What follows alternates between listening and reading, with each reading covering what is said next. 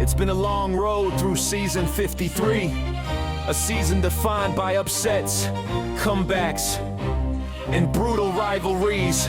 From shocking blowouts to nail-biting finishes, every squad has left their mark. Some rising through the ranks with discipline and fire, others crumbling under the pressure of a league that never forgives. Now, only the best remain. The teams that adapted, endured, and delivered. They've battled through chaos, trash talk, pride, and loss. And now, with pride on the line and the title within reach, it's time. This is where legends are made. This is the Unified Skirmish League and the Season 53 playoffs. Start now.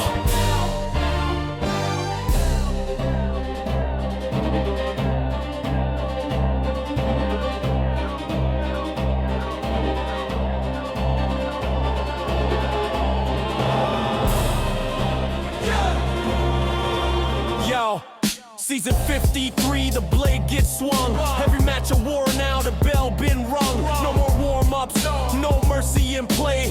Bodies hit dirt when the heavyweights spray. You thought you climbed cause of last week's kill count. That's that sheet crumble when the real ones pounce. Way out cooking DS Code like a hit squad. That's we flex like gods with a death nod. Lamb looking lost, talking loud in the lobby. Alpha blood bled dry, left foggy. V2 ran like ghosts through the shadow gate. Now the shark smell blood and it's too late. Medics ducking, flanks getting snapped. You streaming those L's, hope your feet don't crash. No revives coming when the mortars drop. This the playoffs now, time to rise or rot.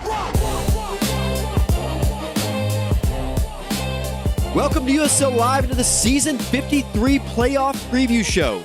I'm your host, Romulocks, and this is a weekly podcast for Free Infantry's Unified Skirmish League, where we look back at the results of the previous week, discuss the upcoming matches, and take your questions submitted to our mailbag. Joining me to discuss all that and more, I am honored to welcome into the broadcast booth my co-hosts for this evening's show. First up, we have Mecca. We have Yosh. Ni hao. We have Herthbul. Evening, gentlemen. And we have Eric. Fuck pasta. For more information on the Unified Skirmish League, including the schedules, rosters, or how you can be a part of this historic league, we ask that you please visit uslzone.com. Guys, our last week of the season just concluded. Week 7 games. I actually was not there to see them. I was doing some traveling, got home quite late. So I wanted to get caught up on some things. And to do that, I'm going to turn to you guys. We've got first game, Birds defeated Weaponized Autism 116-30. Your MVP in a twist this week was Colossal. This is a oof. Yeah, really not much to say about this game. Weaponized Autism looked flat. They looked like they didn't know what they were doing, and Birds just surrounded them and punished them for it. I think if Weaponized Autism had the left side, it might have been a little bit different, but they kept trying to go south. Looks like they gave up at 15, and Birds capitalized and punished them. And I don't know. I just don't like their Weaponized Autism momentum going into the season now, or into the playoffs. Yeah, this was a rough game. I mean, facing Birds anytime is rough, so I kind of understand it. So I don't hold too much weight to it, but it looked bad. It's another one of those. You just have to ask yourself what would happen if Ninja showed up. I mean, they still would have gotten creamed, but probably just not by as much as they did. Other than that, yeah, you guys covered it. It was just another oof. Yeah, big oof. Shit ass looked good for Weaponized Autism. Other than that, there were some good laws from both Cage and Sin as well. But yeah, just a oof from Team Weaponized Autism. Let me ask a couple questions real quick. Pandy finished the game at 4-17. Was this, we've had, I think, 3 weeks of Pandy playing very high level. Was this a drop, or was this like a team letdown and he was just part of it? I think it was a team letdown because Pandy, I mean, if you look at his assist points, and I noticed this in game 2, so it's good to see the stats back it up. He had 652 assist points, more than both of the Meds. He had the most assist points on that team by quite a bit. He did get leached quite a bit, so he probably should have ended up like 10 and 17, which is still not very good, but the game plan kind of let him down. A lot of those deaths were in the second half, second 15 as well, when Weaponized Autism were just starting to run it down and go bottom right on Apollos, which is just a death trap when the other team already has a position. So I don't think he played as bad as 4 and 17, but I also don't think he played well. I agree with Mecca. Well, let me ask. It looks like going down the breakdown of the score here for that game that really nobody on Weaponized Autism had a good game. Is that accurate to say? I mean, just going back to your Pandy point there. Yeah, I think there was. I'll let Yosh talk about this too, but somebody just said it. There was flashes from Sin and Cage and Torch, but just kind of here and there. Overall, I think they all played pretty poorly, but a lot of it was positioning and just that side of the map, going down the right side. Yeah, I mean, they look like past like the first 10 minutes, they kind of gave up. And then they were just like, you know what? Let's go fight birds. Oh, Let's go fight them out in the open. Yeah, and that did not work out. just turn it into an SB, a midweek SB. Yeah, Oh. I mean, to be fair, they did have a good push mid game on the south side. That I think caught Birds a little off guard, thinking they wouldn't be able to or wouldn't really push them like that. So there were flashes where they looked coherent, but for the most part, man, it just fell apart. yeah, Well, all Stoink those- looked really good. Sorry, Hearth. No, it's fine. No, all those flashes came in the first 15 though, and you kind of shows like Bird just looked a little rusty because not a lot of SBs that week. But give him 15 minutes to kind of shake it off. In the last 15, yeah, it was over. Yeah, that is a very dominant performance, and I have to believe a step back mentally for Weaponized Autism. Let's talk about the second game. This is the much vaunted game matchup we were waiting to see all season. Law and Mortar defeated V2 85-39. Your MVP was Bowen. Somebody tell me about this one. How did Law and Mortar do this so handily? We were so excited for this game too. I think they went up like 21-1 or something crazy like that at the beginning, and then V2 had a few battles like towards like the 20 to 15 minute mark. It's like, oh shit, I was back in, I was hyped. I think MTR killed Victim like 5 times with a mortar. He hit R in the mouth once too. Shout out to MTR. The highlight of this game was MP getting specced immediately for recrossing rape lines like I think 30 seconds into the match before he even shot a bullet. Yeah, this match let me down. Everybody on V2 kind of ran it down. Bowen looked good, looked amazing on Ripper. He was doing a lot of work. Streams were looking nice. Position was good, but from V2, what are we doing, guys? That dude looked fine when he was in as Ripper, but he got specced immediately, I think, or something like that. So he ends up going out, and I don't know. He recrossed rape lines as well.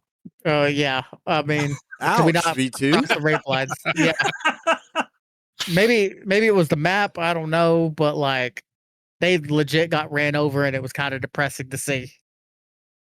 I know we kind of all predicted Law and Mortar to win, aside from Eric, but I don't think we really predicted them to win as handily as they did. I thought V2 would put up a little bit of a fight, but yeah, it got out of hand quick. You could kind of tell near the end, Law and Mortar weren't even really trying that hard, and they were still pretty much taking a lot of the fights. So it's good for them, get some momentum, some morale for getting beat up all season. They actually got a pretty handy win. Hopefully they carry that into the playoffs. We'll see. On the V2 side, their only standout player, not even going to say really stand out, he just didn't suck as much as the rest of them, was Cal. I mean, he did pretty well as medic that game, despite the rest of his team getting crushed. Yeah, I mean, this match did not live up to the hype whatsoever, unfortunately. And to Herth's point, Cal really tried to. Not much you can do as a medic, even if you're the best player on the team on that given night. MTR had flashes where he looked all right, and then some strategic deaths for mortars, as Mecca was calling during the broadcast. But yeah, they just I think the lights were too bright for him. And then Axie and Co. From what I heard, R was helping shot call, so maybe we get a change of leadership style with the old It's juggernaut guard of worms. R. Yeah. Gross. So we'll see. It was. I'm interested in a few things from this game. MTR3, as you guys have pointed out, went 9-11 in this loss, which is just, I think, impressive. We're going to talk about his game later as well a little bit. But after that, kind of nobody really showing up to do work for V2. Whereas on the other side, Bowen with 18-5. I think Mecca has pointed out that has to be his best game in the history of his USL career. Yeah, it was. I checked the stats, and it definitely was. Yeah. And then Axidus 18-5, another great game from Axe. I mean, I think those two guys really put it in the backpack and carried him up the hill. But Flo also showing up. I think his addition looks like a pretty significant one in terms of the score line. Yeah, congrats to Law and Mortar. What a way to finish a season and earn that last playoff spot. Let's see here. Last game of the week was season 27, defeated Darkslayers, and it's not surprising that they won. It's surprising the score line being so low and so close, 22-20. No, it's not. Your MVP is Sav. 2 kill game? I don't think it's that surprising. Well, that maybe, but the low score, I don't think so. Sure. I mean, DS had left side, and they think they left it like once. They were even in their baselines for like 3 minutes in the middle of a game, which apparently isn't against the rules. But I won't harp on that. Yeah, they played it slow, close to their base. I think a majority of the battles were around plus or that left rock. There's some a little bit north of plus two, north of the river. They played a good game, especially Ender. And Typhoon got a lot of cleanup kills as well, but Ender had a nice solo angle. They had Ender and Fosto checking Sav a lot of the game. So Sav wasn't able to do as much as he wanted kind of on the solo left side. So shout out to them for actually somebody countering Sav. That's kind of how you do it. Other than that, yeah, we ran into a few dumb ambushes south. But then they pushed the base at the end of the game. They almost won. They had CC and Sav in the top building, and they would have tied it, but they needed about 10 seconds left. So it actually almost went into overtime.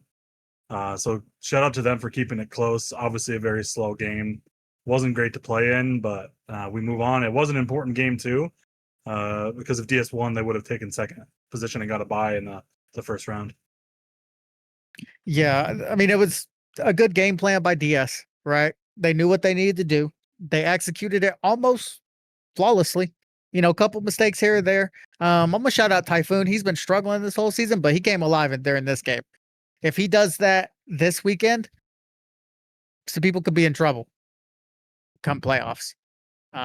Overall, you know, it was an enjoyable game to watch. I think when you go back and watch it, you'll be like, okay, yeah, this is cool, especially the last 5 minutes of it. It felt for me, though, kind of like not that Season 27 won the game, but rather Darkslayers lost it. I mean, especially near the end when they were up 1 kill, and for some reason they didn't pull back. They could have just completely run back to their base, held on to that 1 kill lead, and won the game. But instead, they overextended, gave a couple of deaths back to Season 27, and allowed them to win. It really hurt to watch that from Spec, because I was like, okay, this could be the upset of the season, but apparently not.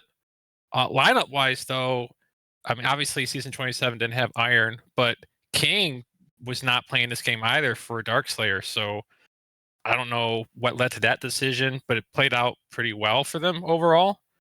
And I know Ender had some great moments, but there are also some bad moments from him too, especially like east side of Ridge. He ended up falling into a position they could not get out of and just kind of gifted the kill, and then the following kills right back to Season 27 too. So hopefully at the end of the game, it was fun to watch if you enjoy the strategy part of it. And it'll give Fausto and crew some time to kind of look back at the VOD and realize what they need to clean up going into playoffs. Yeah, I agree with her. I think DS, they lost it. Because as her said, they had the 1 kill lead. They could have pulled back, but they stayed overextended and gave kills back to Season 27. Talking about Molo, I guess there was like poor communication between him and Chuck. The very first ambush, I don't think Solve saw Ender go into that north building, and all Chuck had to do was engage with Sov and say, "Hey, Molo, come down," because nobody else was watching above Sov, and they could have gotten that first pick. But I mean, other than that, it was a good game. Yeah, it's slow. Yeah, it's boring to commentate. But as Yosh kind of said, if you go back and watch, especially the last 5 minutes, it's definitely enjoyable to watch. So good game to those guys. I have kind of. Can I? Oh, yeah, go Before you ahead. go, Rom, I do want to have. I did ask about the material situation, and I was told that they wanted to have a Marine push heavy lineup in, which makes sense to not play Tyrael, but then to not play like that, I think they should have had Tyrael in. I guess, right? Because if you're benching Tyrael to have a Marine push lineup in, and then you don't push, what's the sense of benching Tyrael? Because I think Tyrael as demo or Nader could have helped them hold more things. I think on the left side Tyrael, plus, so it even doesn't as a really make sense. Marine, is one of their better Marines. Yes, I think 100%. so too, yeah. Tyrael should have been in the game playing. What do you put him in for, Yosh? Brill. On the That's spot. exactly what I was going to ask. So these are the two Bro. questions I have. Is Yep. for season 27 side, it looks like Mecca and Kevin kind of came up short in 1 and 4 on the board, but the board doesn't say everything. So I'd like to know, particularly from Mecca, but also from everybody else, did you think that either one of those guys had a better performance than 1 and 4 kind of reflects? And then on the other side, Typhoon, as you noted, Yosh, goes 6 and 3 on this game. Brillheart goes 0 and 2. We've been having a debate for the past 2 weeks about who do you play of these 4 players, with Ender, Typhoon, Brill, and Uni. And, if Tyrael comes back in this roster, I think first bumped out is Brill, and I wonder where you guys stand on those two questions. I'll be the first to say, when I was talking about Typhoon in that question earlier in the season, I said that he had a higher ceiling than any of them. And I think this is what you see, right? When you put Typhoon in the lineup, there's a variance, but if it's top end, you get a performance like this out of Typhoon. So there's obviously that there. Brill had, 0 and 2. In a game like this, 0 and 2, I don't really care. Yeah. He did fuck up once, but he also held South solo a lot against a team and Kevin, so he was getting solo angles. So I don't think Brill played poorly, but I do think Typhoon outplayed him, and I think in the playoffs you'll probably see Typhoon and King over Brill. As far as 1 and 4 for Kevin and I didn't. The camera was basically never on Kevin except when they had like a 7-man ambush on themselves. And my 1 and 4, I don't think I died any stupid deaths. I just kind of died after one time Sav went down, one time Kaga died. I know I didn't play great, but I don't think it tells the whole story. And especially in a game like this, I don't know. I don't really care much about stats in a close game. Yeah, I mean, everybody did their job on season 27. I mean, you can't point anybody out looking really out of place, but I thought everyone played fine. Herth, Eric, any thoughts on those? Herth? Not really. I mean, you guys already said exactly what I was thinking. Everyone just kind of did their job on season 27 side. Yeah, going back to the Typhoon Brillheart situation, as Mecca kind of said, Typhoon's a wild card. As Mecca alluded to, he does have a higher ceiling than the rest, but I just think Brillheart is a more consistent and stable fixture in the lineup, and then you just put Tyrael back in. Interesting. Okay. Well, let's shift gears here and talk about the upcoming season 53 playoff matches and the squads that'll be competing in postseason play. But as I have done in past seasons, I'd like for us to take a moment to talk about V2, who failed to meet the cutoff for playoffs and are now eliminated from the season. I want to ask us again to go around the table and for each of us to comment on the growth of the squad, if there is any, in addition to any words of encouragement we can offer for either the team or select individuals. To leave us with it, V2 finished 0 and 6 on the season. They had 188 kills and 599 deaths. At no point this season did they forfeit a match, nor do I recall them being forced to use NTs to be eligible to play the game. And the top performers for the squad were, first of all, MTR3 finishes 37 and 57 as Grenadier.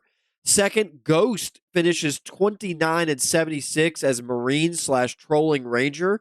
And third is Smackrock with 28 and 76 on the LMG. What do you think? Yeah, guys? the one thing I would want to shout out is what I do every year. Players who perform well on these lower squads, especially if in their first seasons, end up getting spots, whether it's bench or whatever, on mid to top tier squads. And I think you'll see a few of them like that. Like I think Cal has a chance to play on a better squad next season. I think he had some inconsistent games as med, but he also looked pretty decent as med, and he could probably play Marine too because his aim is pretty good. I know Jim didn't play a lot, but Jim is in that case too. And I think MTR3, I think if he just goes full-time med, you could see him you could see MTR start for a squad like Weaponized Autism as med every week. Like you could just pencil him in. So I think you see a few of these people spread out.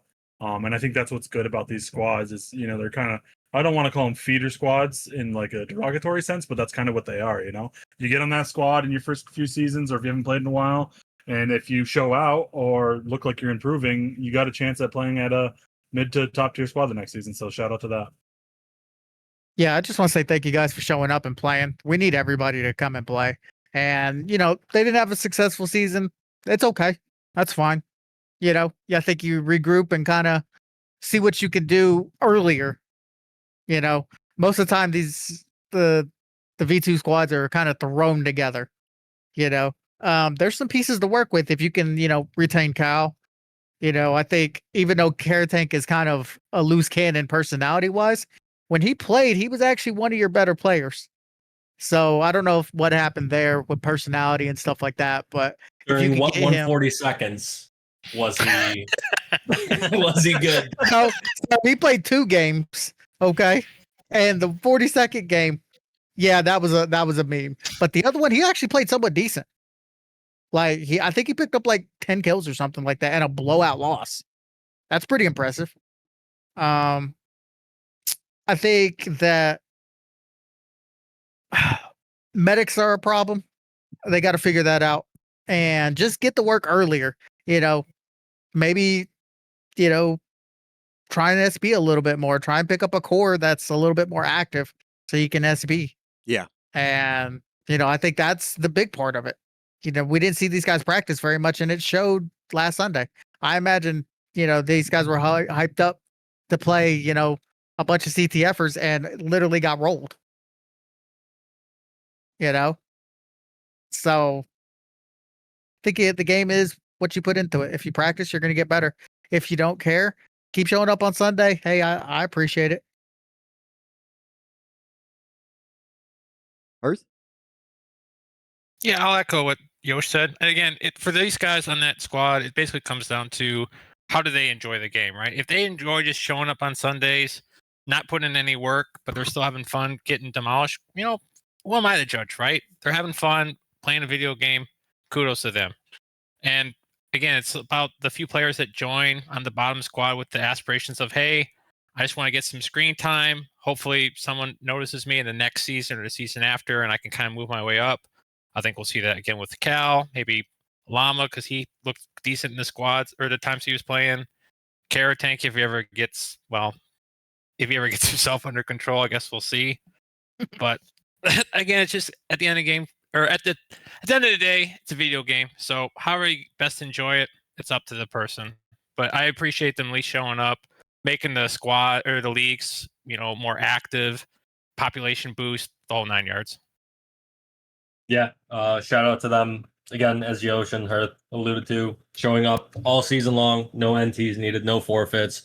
Again, what Yosh said, if you guys are actively trying to get better, you guys got to SB more, put the practice in, get the work in. But as Herth said, if all you care about is showing up Sundays and playing the game, regardless win, lose, or how bad you win or lose, so be it. That's how you enjoy the game. Good season, I guess.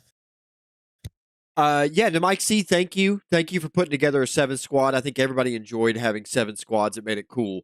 Felt like there was a lot of versatility, a lot to talk about. Obviously I echo everybody else's sentiments here. I think practice does make perfect. I think 2 or 3 SBs a night is how you do get better. But as everybody said, maybe that's just not what you guys want to do. You're not into the game as much as that. You just want to come out and play a Sunday. And if you wanted to do that, we appreciate it. We thank you for showing up. It was fun to watch. I definitely liked the squad V2 at the beginning of the season. I thought there were a couple of moments. I liked it. At the week before last when they held it like to 50 kills on their side, got way more kills than were expected, or whatever. That was a great game as well. V2 had a few moments in there, but I agree with what Mecca said at the very beginning. Llama, Cal, there are guys on this team that I expect to get picked up and need to go under somebody's wing probably to learn how to play even a little better. So we'll look forward to that. And thanks for being here, V2. Thanks for the season. Let's talk about playoff qualifying squads for season 53. Seeding is as follows. Birds are the first seed, going 6-0 on the season with 420 kills and 141 deaths. Your second seed is season 27, going 5-1 on the season with 437 kills and 168 deaths. Darkslayer's your third seed, 4-2 on the season with 368 kills and 198 deaths.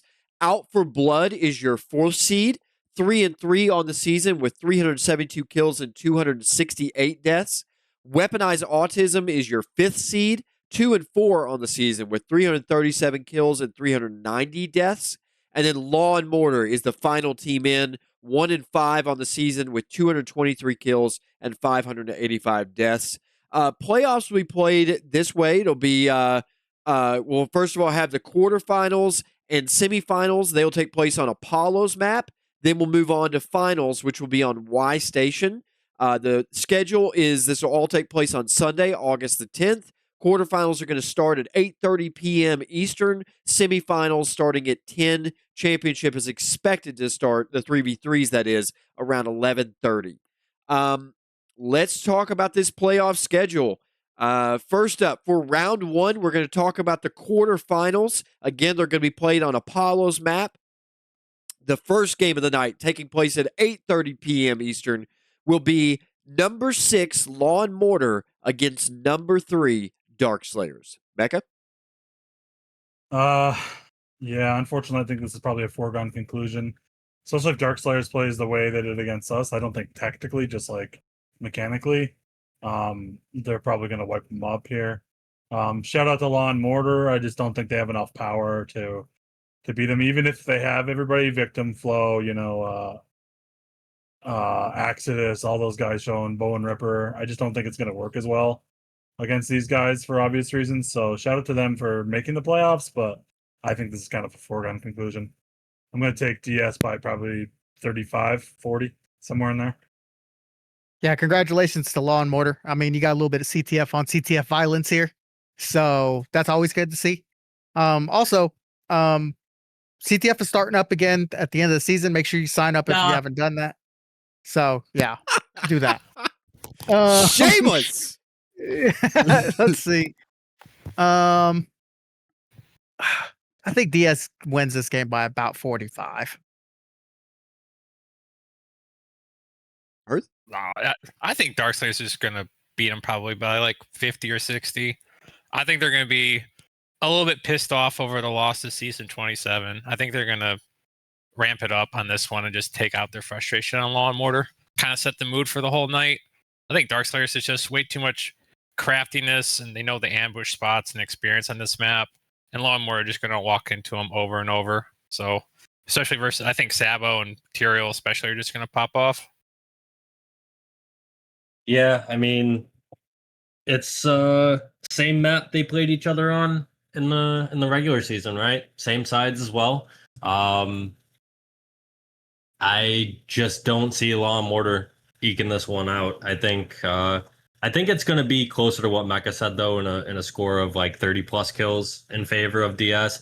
Fausto is too nice of a guy to get pissed off, so he's not going to lead angry or anything like that. They will look to try and essentially use this as a warm up for their match against season 27. I'm pretty sure is who they tie up against in the semifinals. So yeah, hopefully Axie and crew cook up some different type of ambushes, slow it down like DS likes to do to other teams, and see what happens. I completely agree. Eric nailed it. I think this is a warm-up session for Darkslayers to come into the playoffs. I think they're going to use it like that as kind of a a targeting exercise. I hope I hope it is more than that. I hope Law and Order can put up a fight because the excitement, if they were able to make it competitive, this game would be outrageous. But I just think that's a lot of hopes and prayers there. And I think Darkslayers are going to win this by, I think it's going to be probably 60 or 70. So let's move on to the next game, which will be quarterfinals match number 5, Weaponized Autism taking on number 4, Out for Blood at 9:15 p.m. A couple of weeks ago, if you would ask me, I would have thought this would have been closer, but I think OFBs played pretty well in SBs recently, and maybe the bye week will help them out. Also, this map, I think they're going to get the left side, so Autism's not going to be able to camp, and you might see a little bit of slow play from OFB at first. I think they'll get a lead early and then just kind of push, so I don't think it will last long, but I'm going to take OFB in this one. Probably about 25. I think they'll beat them by. I just think that this is just a little too much power for Weaponized Autism at this point. And OFB's Marines, tend to perform in the playoffs, so I think you'll see some big games from them, and I just don't see a chance for WA to beat them. This whole game depends on Sam. If Sam shows up, it's going to be a lot closer. If he doesn't show out, it's going to get ugly real quick.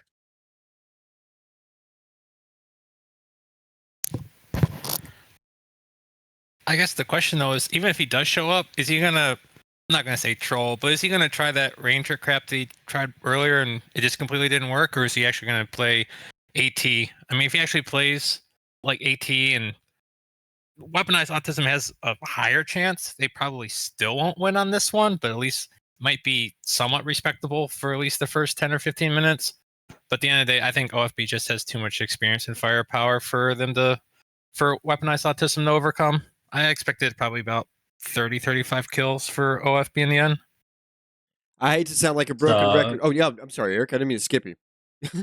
Fuck you, dude. I'm sorry. I'm sorry. Anyways, this is going to be a focus Pandy game. All day, every day, focus Pandy. And whoever the medic is that's trying to chase him down while he's bulldozing his way in. If Sammy shows, he'll definitely play AT. I think the Ranger troll was because he wasn't sure of how effective AT would be on Bomb's map, but he knows AT is very effective on this map, so if he shows, he'll probably play that, or just go back to Marine. He'll definitely give some of us some headaches if he's on form, or he might just be playing Star Wars Galaxy. You never know. But I agree with Mecca. I think we'll win by like 25. Yeah, again, broken record. I agree with everybody else on the panel. I do think it's absolutely Out for Blood's game to lose. I just don't think the Weaponized Autism has the firepower right now to compete with, ESOs, the Mountain, that kind of stuff. With there's focus fire from those guys, it's just as lethal as Season 27 in terms of focus fire at points. And so, I expect it to be high. I think there's guys like Torch have a chance to really show out in a game like this. I agree, Pandy, they're probably going to focus him, but what a season he's had. If there's a game for him to show out, it's this one for sure. But Cage, Torch, and the presence of Ninja, I think it comes down to those kind of players. And Stab is going to have to show up huge in this game. Does Weaponized Autism have a chance? Yes, they do. Is it a high chance? No, I wouldn't take those odds. And so I think OFB, I agree. I think it's I like the number somewhere between 25 and 35. I think that's fair. I tend to lean more towards 35 to 40, probably be myself. I think it's going to be close in the beginning, and then it's going to get away from him, and then Weaponized Autism is going to start trolling to finish out the game. And I think OFB is going to win it by quite a bit. So is everybody in agreement that our advancers from these two rounds are going to be Darkslayers and Out for Blood? Does anybody disagree with that? No? No, I think it's, yeah. Okay. Then let's move on to talk about the more contentious, perhaps, is round 2, the semifinals. So it's going to be the highest seeded winner of the quarterfinals, whoever that might be, versus number 2, season 27. That game will be kicking off at 10 p.m. In our scenario, we think it's going to be Darkslayers and Out for Blood that emerge, and Darkslayers would be the lower seed, Out for Blood are the higher seed. So it would be Out for Blood versus Season 27, most likely. Oh, it wouldn't. No, it's 1 versus 4, 2 versus 3. Oh, did I do that Come on, backwards? Rob. Yeah. Oh, I guess I wrote it wrong. I apologize. Okay, so Season 27 versus Darkslayers. My apologies. Correct. Yes, that's correct. This is going to be a good rematch. Obviously, we just played on this map. The only difference is the side is swapped. So I think that this is going to be a different outcome, as in Season 27 wins by a little bit more, because I think it's a lot harder to hold the right side than it is in the left side. So with us home, we're definitely going to take the left side away from them and not to let them camp that side of the base. So I think that you'll see us win by a little bit more here, and I don't think it's going to come down to the wire like it was in the last game. I think we're going to be able to exploit them on the right side, and I think Season 27 probably wins by somewhere between 15 and 20, because they're going to get desperate at the end. Well, maybe not because it's DS, but they don't like to push when they're down. So we'll see how that goes. But I think that Season 27 has this unlock and probably a few battle win for us. So I don't think it's a lock by any means. What's going to happen is DS is going to play it very slow. I think Pister is going to play it very slow as well, and just be content and happy to take the win. I think the game is going to end up being maybe 4 or 5 kills. But I have some hot news here that Sunday, Fausto was muted and Daddy was taking over the leadership. Now, if Manu's leading, that's an entirely different game. He is more than happy to just slow that game up. And a lot of people struggle versus his leadership style, which is similar to Fausto's too, but it's a little bit more reserved. I think it's going to end up being about 5 kills to Season 27.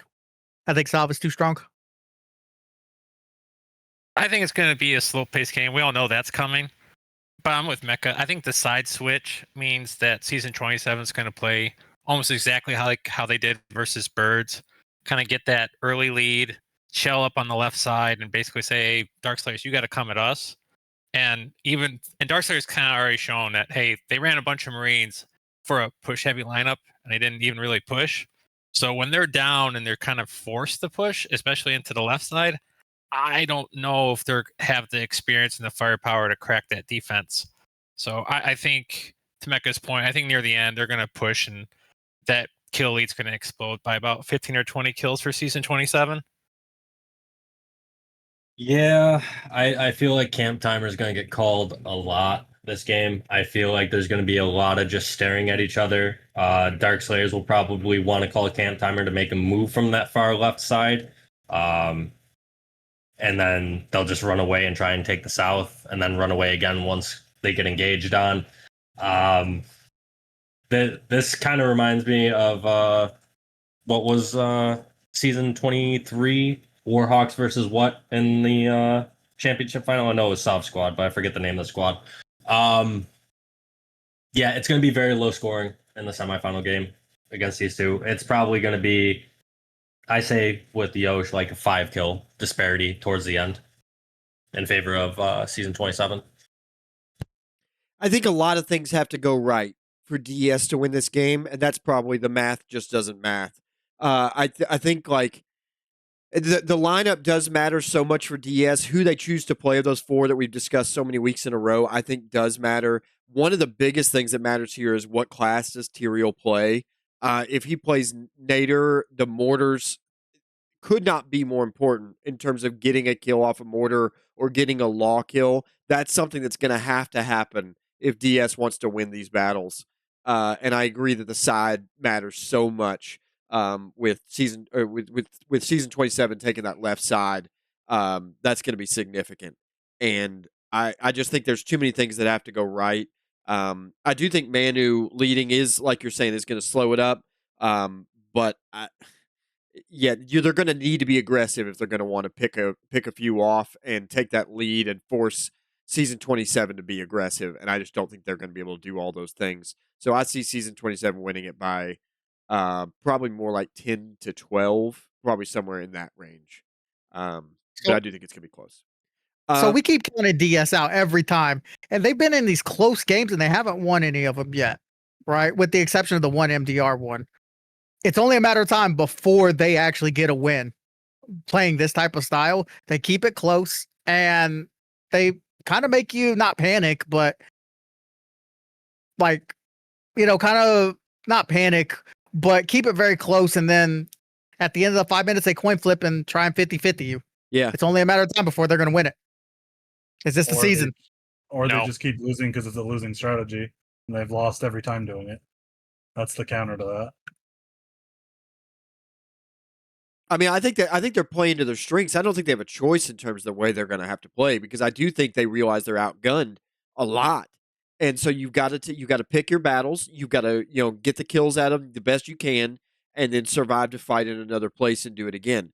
And whether or not they can actually perform and do it is a matter of do you come out there ready to play better than the people who are probably better players than you? That's tough for anybody to do.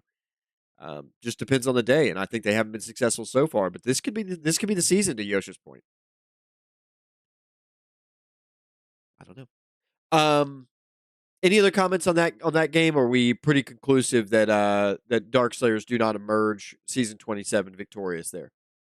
I give them like a 35% chance to come away.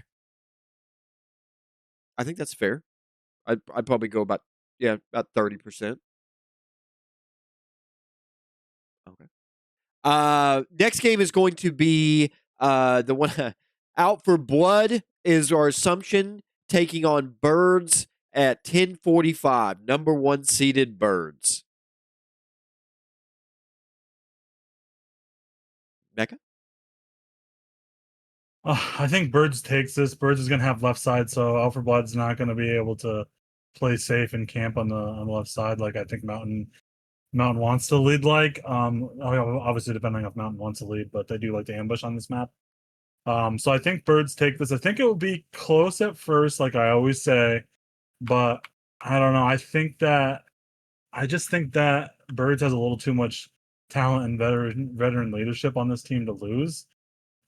With that being said, I give OFB a better chance at beating Birds than I do at DS beating season 27. I just think that there's a lot of talent on OFB that hasn't always come together this season in matches. But like Yosh said, sometimes squads are just due for a good game, and if OFB has a good game, I mean, I really don't think the talent disparity is that crazy different. I mean, you have Eric, Iso, Yosh, Mountain, you have Bonds, one of the better meds this season. I know Birds is really good and they have chemistry and play together, but a lot of these guys have chemistry too, and I just wouldn't be as shocked if OFB had a chance and snuck a game away from Birds on this one. But I'm gonna pick Birds, I should say.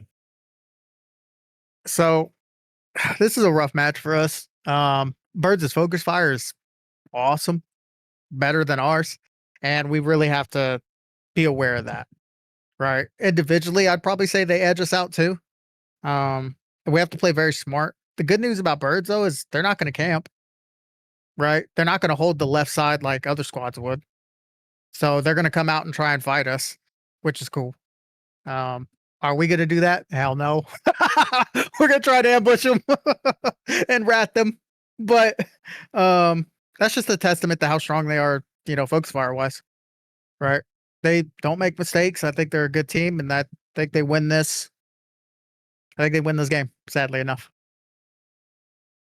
I think Birds getting his left side really hurts. Sorry, Mecca, but I think getting them left side really hurts OFB. A lot, like you said, all the rat plays, they typically like the left side for those, not the right side. So that really helps Birds on this one. So they're going to have to kind of come up with something new. If OFB gets the lead, though, and kind of play their campy style sometimes, or ambush heavy, they have a chance. But as Yosh alluded to, I think there's just too much firepower on Birds that at any point, if it gets to just a straight fight with no shenanigans, Burns is going to walk away with it. It's probably going to be, I still think it's going to be a low kill game at the end of the day, but I think Birds will probably take this by about 20. Let's get a quick LMG nerf in, please, or a Rio nerf in general. I think Legacy is going to be the big difference maker. I mean, he's in contention for deadliest again this season, and he's really been racking up the kills all season long. And I know he helps shot call, helps call focus fire, and I mean, it's going to be rough for us. ESO's going to have to pin down Legacy. If I AT, I'll have to monitor Chompy, see where he goes, and how we want to counter that. It'll be interesting. I think it'll be close for what Mecca said, the first 15, and then I think they pull away and get like a 10-15 kill, maybe even 20 towards the end if we're really pushing right. So, yeah. I completely disagree with Mecca. I think DS has way better odds than Out for Blood does against Birds, and it's just about how they're clicking in general. I don't think it's necessarily a huge gulf in talent level. I think it's just how they're playing. Yeah, I'm definitely rooting for a home team here, but it's just how I look at the game as well. I think the bottom of the roster has to basically play like gods for OFB, whether it's Shasta, Hop, Yosh, Apollo, whoever is in the roster, the starting eight Yosh. there, I think has to play out of their minds in this game. And I just against the other side, as I said, they're just clicking. OFB is definitely gelling now. We've seen it in the last 2 games. But I think it's just too little too late overall. I agree with what Hirsch said. I think Birds probably wins it by 15 to 20. And I think it might be close in the beginning and it might seem tight, but Birds are going to tear away in the end. And particularly if OFB manages to win one of those first battles, that'll be exactly the momentum Birds needs to really go after the throat. So I'd see Birds winning it. Let me say one thing too. Yosh said that Birds wasn't going to camp, and I don't think they're going to camp. But in the last match on Bombs map, Birds had South, which is the better side, and they never really left South. So I don't really think they're going to push you guys. I think they're going to hold the left side, but I don't think that they're going to venture too far. I mean, if they get an 8-0 battle, maybe, but I think the game plan is not to just push you guys the whole time. I just don't think that's who Birds are anymore. If they're up 3 battles, they might do it, but if it's a close game, I don't see them just out pushing you. They're just going to hold left side just like anybody else. All right. Well, let's move. So we generally in agreement. Anybody, Mecca? Who do you think is what odds would you give, like say Dark Slayers to emerge here or OFB overall? Dark Slayers, I give 9 to 1 chance. OFB, I give 7.5 to 1 plus 750. Okay. Anybody else strongly disagree? We all think season 27 Birds emerging. Yeah, I think that's about right. Okay. All right. Well, then let's talk about that game. 3v3s. Interested to see who'll get side selection there. I think that may come into the calculus in terms of how you discuss this game. But let's talk the championship. Who do you think is going to get that left side, and who do you see winning the ring this season? The thing about 3v3s is I think they're the most unpredictable part, which is why I like them so much. The most unpredictable part of this whole thing. Like if you remember last season, Jersey Boys versus Birds, Jersey Boys ends up losing the last match to a couple Neds in the final 3v3. And then, K-Dude it was last season. And then K-Dude ends up getting bottom side Urban Decay, and we saw how that went. So I think if season 27 wins and we'll take the left side and Y Station, obviously, it's going to be a pretty slow game. The way that Pisser likes to play, he's going to not really want to leave that bottom left side very much. So it's going to make it harder on Birds to try to push that, because as you saw in the Birds versus DS match, when DS was the right side, it's a lot easier to take that top angle for like Chompy to fly around going left to right than it is right to left, because right to left on that map is just a lot more open, a lot less shit to hide behind. There's not as much of a building. There's not that right pit, or not as much of an exposed right pit, I should say. So I think if season 27 takes left, they have a way better chance.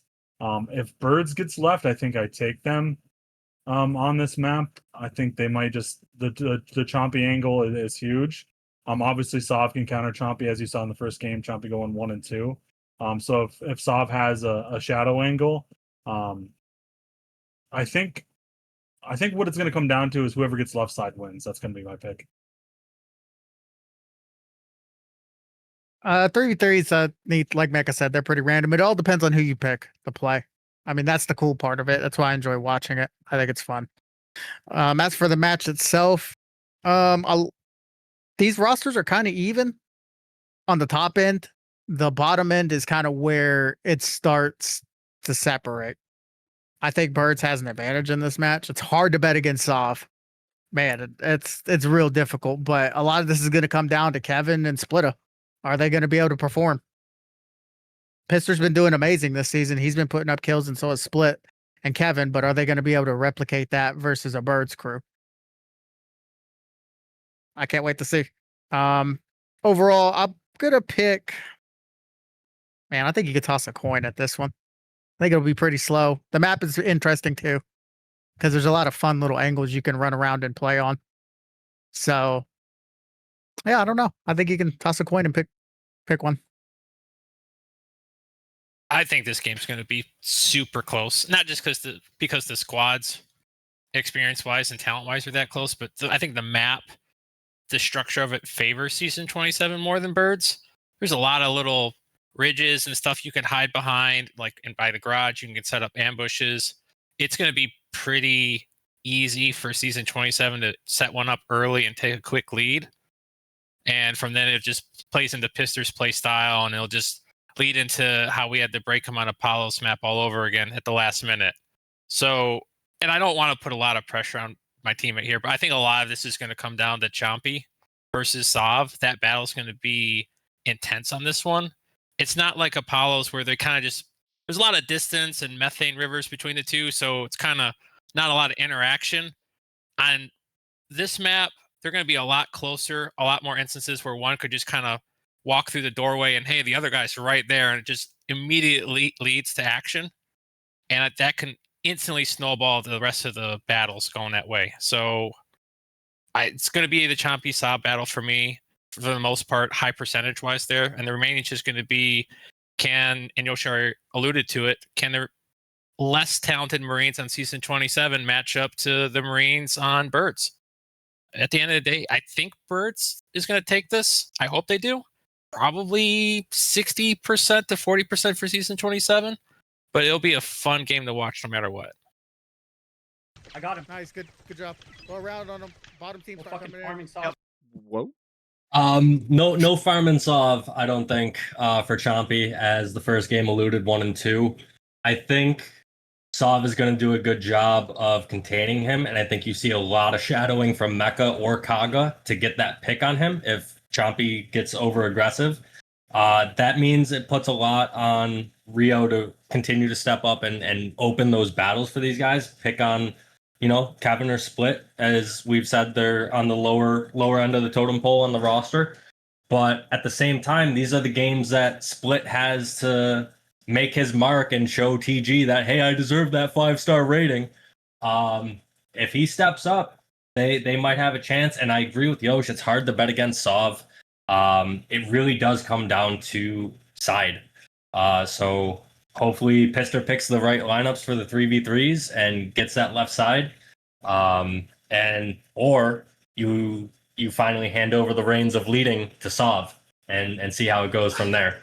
But Might be a mailbag question about that. I think that top down Birds has the advantage. I do agree with that 60 to 40 percentage. I think Birds wins, but it could go either way. Yeah, man, I don't know. I mean, the 3v3s are always important, but this is a game where the result might actually hinge on the conclusion of that 3v3. It is an advantage. We all know it. And in this game, such a big advantage. But I think it matters on that a lot. I think it comes down to a few particular performances. On Birds, I'm looking at, I agree with what Herth said. Chomp has to play a big game. He has to not disappear and allow Sov to take over on flanks. I think TG has to keep his head. I think we've seen TG be a little over aggressive some points this season. I'm hoping that the Birds guys warm up a lot more this week. And I think they need to, because they need to come out warmed up for this game. And I also think Colossal has the better games for Birds have been when he is active and present in the offense, when he's streaming guys out, when he kind of falls back and just lets the other guys, Legacy, et cetera, take the lead. I think Birds is just missing something. So if he needs to be leading the charge for sure, and performing well. On the other side, we're always wondering how Splitta is going to play. Historically, I don't think he's had the best performances against Birds. Although, at the same time, his loss snipes could be a deciding factor here. So I think he's a big catalyst player. Kevin, I don't think has had the best season by any means. What is he overall? 49 and 25, kind of a mixed bag.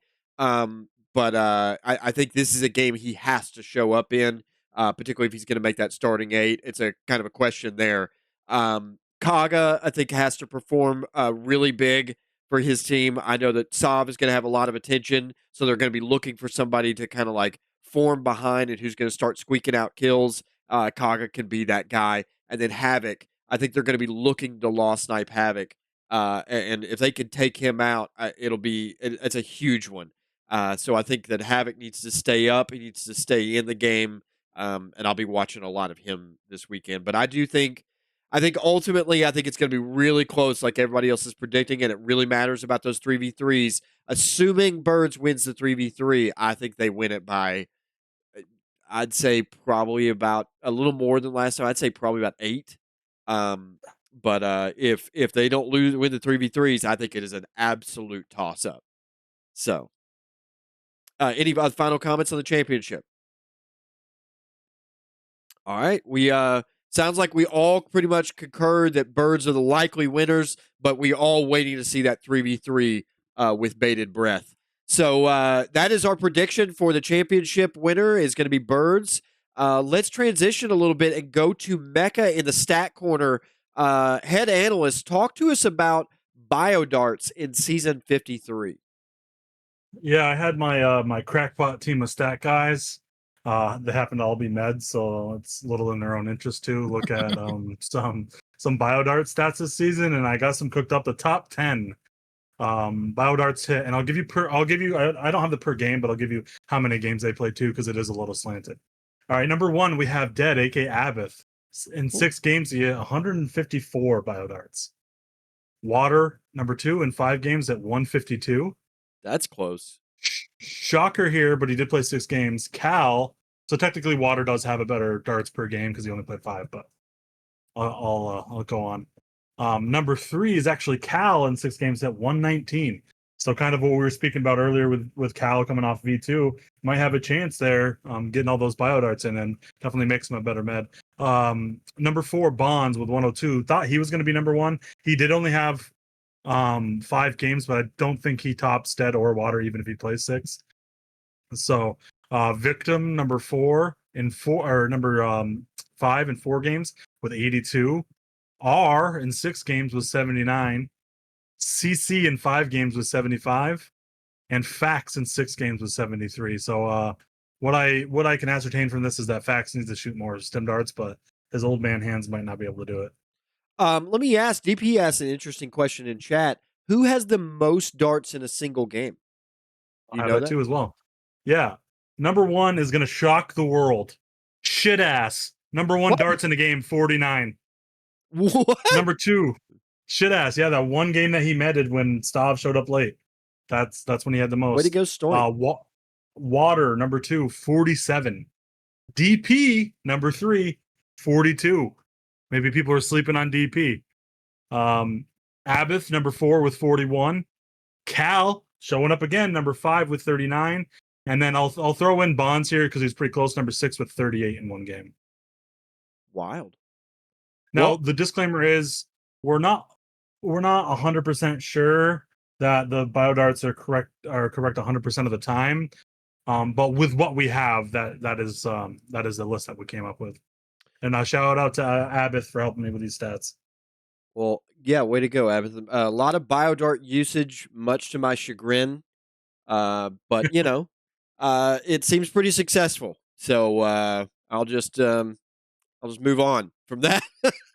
Go to your corner, Rom. Let's go to the mailbag. If question one, if there's going to be one dark horse champion this season and one of the bottom 4 squads was able to win this whole thing, which team in your view is the most likely to be able to pull that off? If it's bottom 4, I'm assuming that bottom 4 of the playoffs. No, I get it. I think it's got to be OFB. I think OFB beats DS straight up with their lineup they have now. And I think OFB has a chance against season 27 and Birds. So I'll take OFB. I think they just have a lot of talent and a few good things go right, and I think they could sneak a champion. I'm going to say Dark Slayers. I think Dark Slayers, this could be the time when it all comes together. I think they really fought, it looks like in season or week 7. While I didn't see that game, I saw some of the ones at the beginning of the season. They were playing it really tight then too. I think if Tyrael is hitting, it can be unexpected, and if they can get it down to an 8v7 or an 8v6, they're winning that fight every time. And so well, maybe against Birds it might be a little more tough, or season 27, but yeah. So I'd say Dark Slayers I think have the best chance overall. Anybody else? Nah. Herthbul, Yosh? Okay. This is kind of brutal. Of the 6 playoff squads, name the lowest IQ player that will most likely make a huge mistake that could cost their squad the victory. Do you want to break it down by squad or by person? You want That's a funny way. Yeah, let's talk about individual player. Is there an individual player that comes to mind in this playoffs who is in a pivotal point, let's say it'll make it be a starting 8, but could cost their team? You already know my answer. can you say it for the record, Eric? Yeah. Splitter. Oh. Kaga says Typhoon. Sorry, not sorry. Oh. That's a good one. That is actually a better one than mine. That actually is a pretty good one. Type's got to be top 3. Well, I mean, if you're including it, I mean, you got to put Pandy in there, right? He's technically in the playoff spot. Pandy's in there. Playoff Pandy. It's here. Unpopular opinion. My unpopular opinion is Sabo. Sabo has not played well versus top squads this season, and anybody who's played with Sabo knows he's a really good player, has a really good mechanical aim. But Sabo has a little Pandy in him.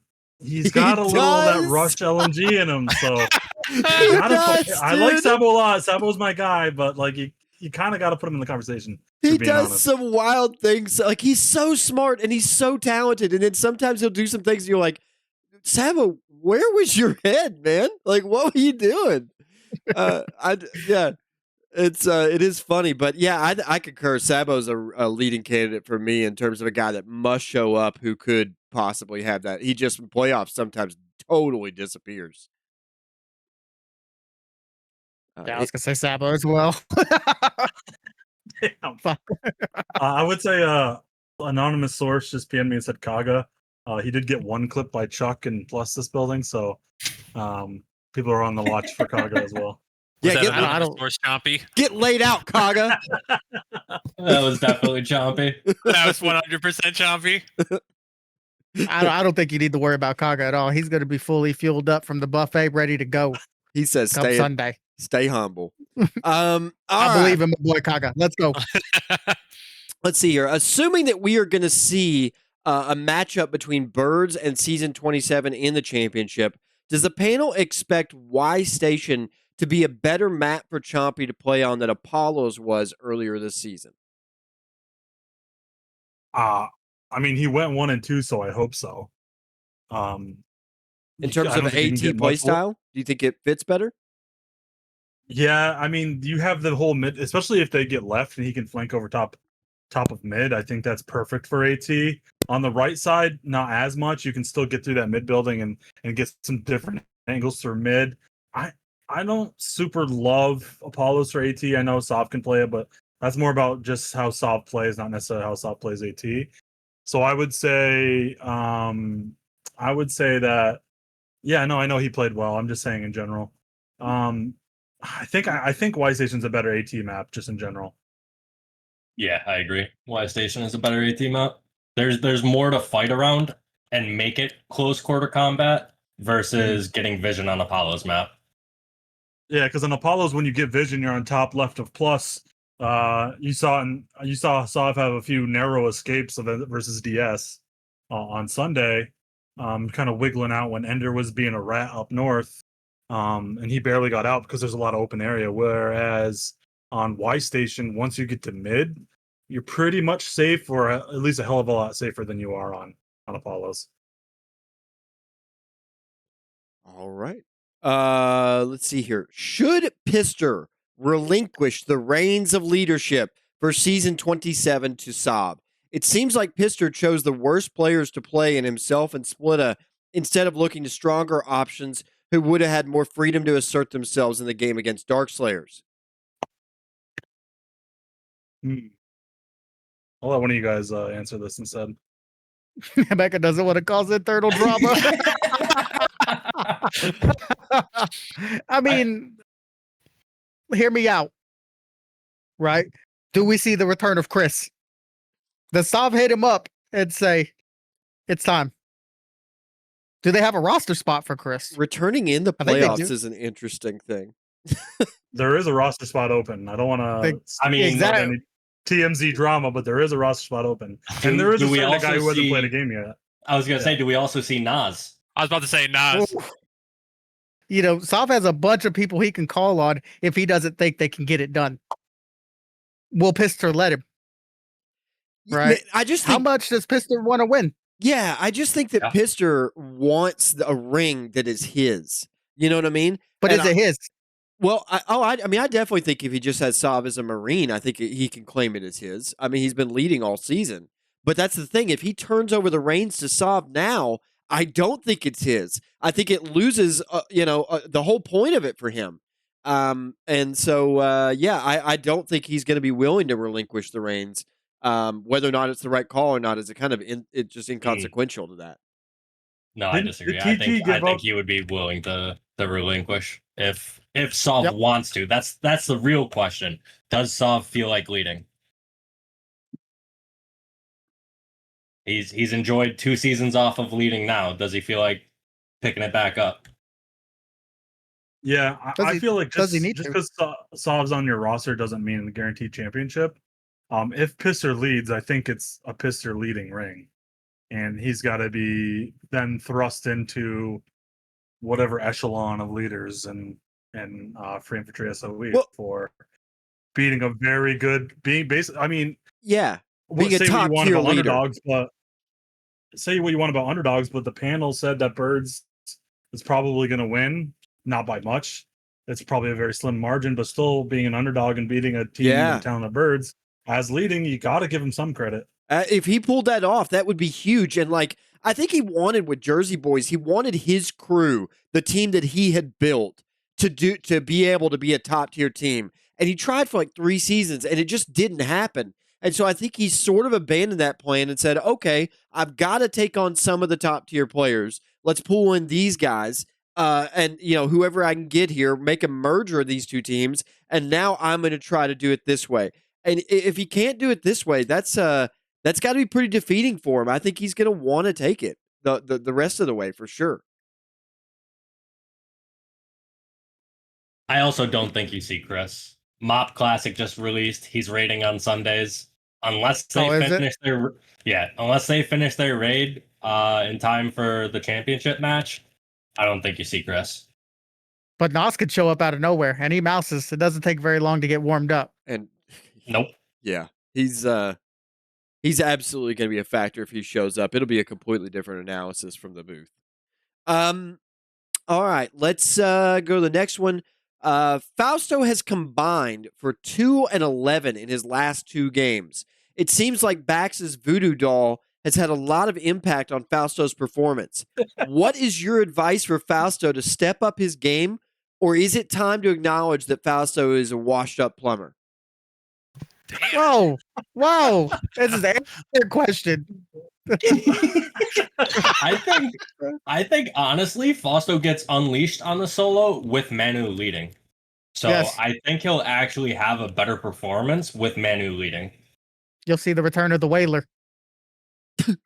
I do think that Fausto, how should I say this? I'll just say it like this. I do think that Fausto is one of the better solo Marines in the game. I don't think people give him enough credit, but he is not easy to beat one-on-one. And if he's not leading, and if he's muted and not 14 Zimas in, he could be kind of a scary Marine. So I think that's probably what they want to do. Just let Manu lead, because Manu doesn't see a drop off in play when he's meting and leading. I don't think, at least it doesn't appear so. Manu looked like he has a rebound season to me this season as medic. So I think that's probably the way you go. A sober, muted Fausto is your best chance at a championship. That's interesting. Yeah, I agree with you though that he's underrated for what he brings to a team, but he does have some inconsistent play week to week, and that's probably one of his weaker points. But I think if you free him up from leadership, I agree. I think the consistency is only likely to improve, and he has a really good mind for when is the moment to strike. I mean, he's got a really good eye for there's a line I can take now. Let's go, dive. Like I think he sees it very well. Okay. Last question I've got is, which medics are most likely to win a 1v1 duel against a Marine or another fighting class? Iron or Bonds? Iron. Yep. Iron and Bonds. Iron 1, Bonds 2. They both have lethal PDWA. Other than that, Oh, dude, I don't Havoc's know. got to be in Havoc? this discussion. Oh, Havoc Havoc, has yeah, got to Yeah, be. Havoc. I take Havoc over Bonds. I think Havoc is probably the Yeah. most accurate medic overall, but I think No, Iron's. I've watched two. I've watched Bonds one clip several Marines. I watched them beat Pister and Kevin 1 versus 2 on Morgan Base once as a med. So I think, yeah, I sorry for Havoc. I do definitely include Havoc in that conversation. He's definitely top 3. CC probably has an honorable mention too.